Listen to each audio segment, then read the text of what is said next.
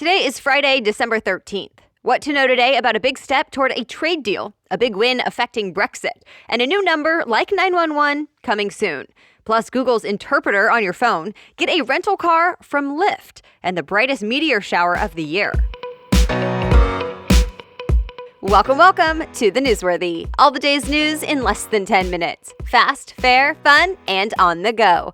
I'm Erica Mandy. Thanks so much for being here. You ready? Let's do this.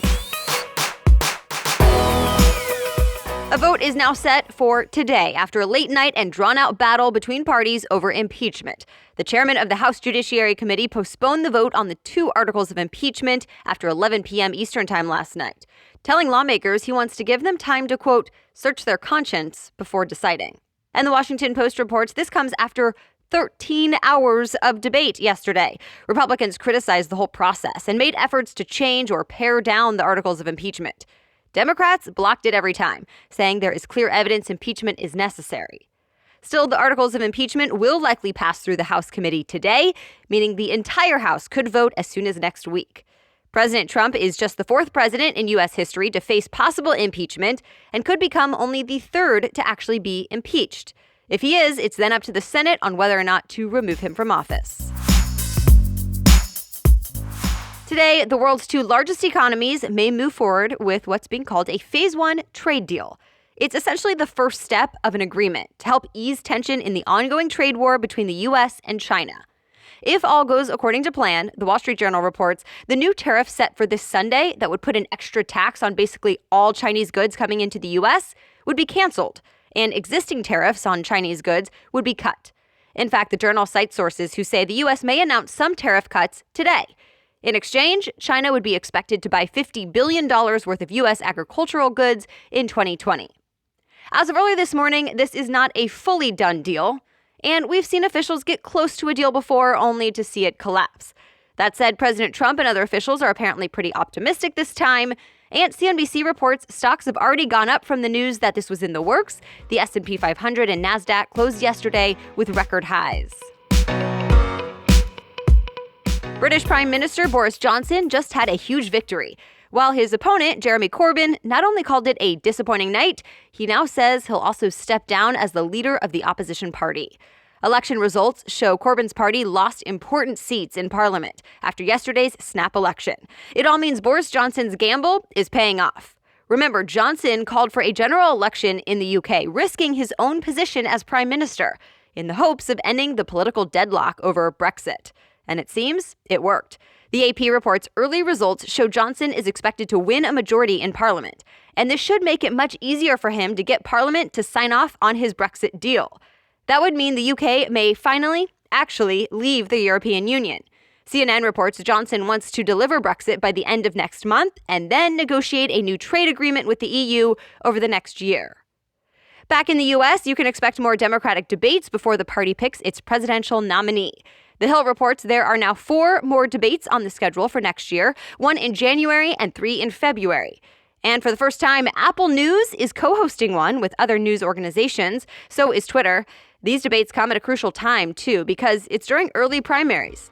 But first, the next debate is coming up. It's next Thursday. Authorities are now investigating a deadly shooting at a Jewish market on Tuesday as an act of domestic terrorism. They say they found evidence, including social media posts and a manifesto-style document, that show the two shooters were fueled by hatred of both Jews and police. The shooters, a man and a woman, first killed a detective at a cemetery in Jersey City, then stormed a nearby kosher market and opened fire. And it turned into a shootout with police for hours. CBS News reports they brought 4 guns into the store and fired hundreds of rounds, killing 3 more people. The suspects died in the gun battle, and Reuters reports authorities believe they acted alone. It's meant to be like 911, but specifically to be a suicide prevention and mental health crisis hotline. The new 3-digit, easy-to-remember number would be 988. The FCC voted this week to make it a real thing, but it still has to go through public comment and start the rulemaking process. Once it's finally good to go, CNN reports 988 would be directed to the existing National Suicide Prevention Lifeline. Right now, that's a 10-digit 800 number. It still received more than 2 million calls last year. Experts think the new 3-digit version will make it easier for people to get help and reduce the stigma associated with mental health conditions. So it could save lives. Hope for clear skies tonight because the final meteor shower of the decade is here, and NASA considers it one of the best meteor showers of the year. It's the Geminid meteor shower, and CBS News reports you should be able to see it tonight and early tomorrow morning all over the world, though the best view will be here in the Northern Hemisphere. That said, the full moon may give it some competition. The extra light from the moon means we may only be able to see a fraction of the meteors, so 20 per hour instead of 60 or 100. Still, experts say it's worth checking out. The so-called shooting stars we will see are expected to be more colorful and impressive than usual. All right, we have much more news ahead, but first, let's take a quick break for today's sponsor. I used to love shopping because even one new accessory can help you feel your best and ready to take on the day. But now I don't always have the time to go to the store or to keep up with the season's latest trends. That's why I'm always so excited and a bit relieved to get my FabFitFun box in the mail. FabFitFun is a seasonal subscription box, and I know it always has some great accessories for the new season. The latest winter box, for example, which is available now, came with an adorable Rebecca Minkoff beanie set that I've already set aside to pack for our trip to Minnesota for the holidays. But one of the things I love most about FabFitFun is that you get a variety of great products. We're talking 8 to 10 full-size beauty, fitness, fashion, and lifestyle products worth more than $200. Yet each box is just $49.99. And you can use the coupon code NEWSWORTHY for $10 off your first box at fabfitfun.com. Again, go to fabfitfun.com and use the code NEWSWORTHY for $10 off your first box. Now, back to the news. Major League Baseball is changing its drug policy. USA Today reports the league will now start to test for opioids. Players who test positive will be put in a treatment program rather than suspended. And education programs on the dangers of opioid use are also now mandatory for teams and players. And there's a tragic reason for this change. A Los Angeles Angels pitcher, Tyler Skaggs, overdosed earlier this year. So the MLB Players Association says players are on board with the new rules. And they hope this will help the national opioid epidemic. At the same time, the MLB has taken marijuana off of its list of banned substances. Also in sports, 10 former NFL players are now charged with fraud. Federal prosecutors say the retired football players, including former stars like Clinton Portis, were involved in a multi-million-dollar scheme, making phony claims to the league's healthcare benefit program. An attorney for some players like Portis say they're innocent and did not know their involvement was illegal. Google just expanded a tool to help you talk to people who speak a different language. USA Today reports it's called Interpreter Mode, and it was launched earlier this year for smart speakers and displays, but it hasn't been available for your phone until now. You just have to download the Google Assistant app, then TechCrunch says the feature will kick in when you say something like, "Help me speak Italian," or "Be my Spanish translator." Google will then translate your conversation in real time and even offer smart replies to help keep the convo going. The feature can now translate 44 languages. Lyft will now offer car rentals. The Verge says users just have to click the key icon in their normal app and they can rent a car. Engadget says the idea is that you can rent a car on the same app you would use to grab a ride, and you don't have to deal with the service counters. In fact, to start, the ride-sharing app will cover some of the costs of taking a Lyft to and from the pickup and drop-off spots.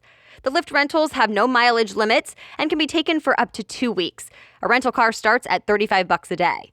For now, it's only available in San Francisco and Los Angeles, but of course, it could expand. It's Lyft's first big effort to compete directly with rental car companies like Hertz and a way for Lyft to diversify. But keep in mind, even companies like Hertz have struggled to compete with people just grabbing an Uber or Lyft instead of renting cars. Hulu says it will start rewarding users who binge watch, as in they watch a bunch of episodes in a row. Engadget says Hulu will use machine learning to predict when users will start to binge shows. And once viewers reach the 3rd episode, Hulu will make their next episode ad-free or give them a special offer from one of the sponsors.